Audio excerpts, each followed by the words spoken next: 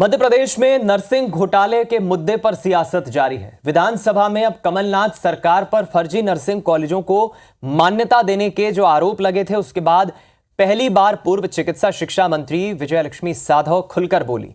साधौ ने घोटालों से बीजेपी की सरकारों के कनेक्शन को लेकर चौंकाने वाले दावे किए हैं। सुनिए IBC 24 संवाददाता नवीन सिंह से पूर्व चिकित्सा शिक्षा मंत्री विजयलक्ष्मी साधौ।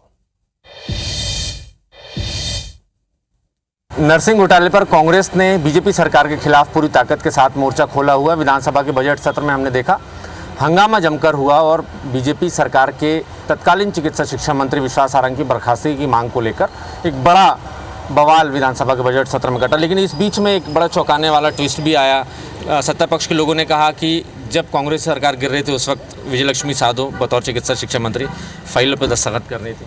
बिल्कुल असत्य कथन है उनके, और उनका किया करा पाप वो किसी और के मत्थे डाल रहे हैं। जो कुछ भी हुआ है सो उनके कार्यकाल में हुआ है, चाहे नियम बनाने की बात हो, चाहे उन्होंने जो भी परमिशनें दी हों।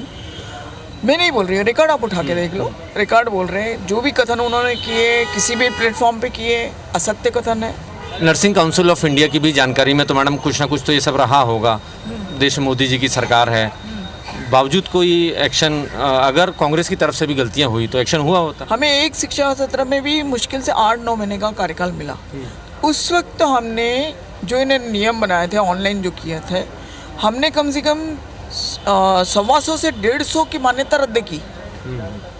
वो भी रिकॉर्ड बोल रहे हैं। क्यों मान्यता रद्द की? जो कि फर्जी चल रहे थे इनके कार्यकाल के। जाहिर है नर्सिंग घोटाले पर बवाल अभी खत्म नहीं हुआ है। विजयलक्ष्मी साधौ 2018 में कमलनाथ सरकार में चिकित्सा शिक्षा मंत्री थी और ये दावा कर रही हैं कि घोटाला 2018 के पहले से चल रहा था।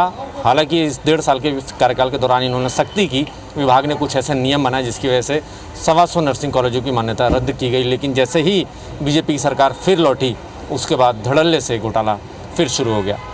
कैमरामैन अजय के साथ नवीन सिंह, IBC 24 भोपाल।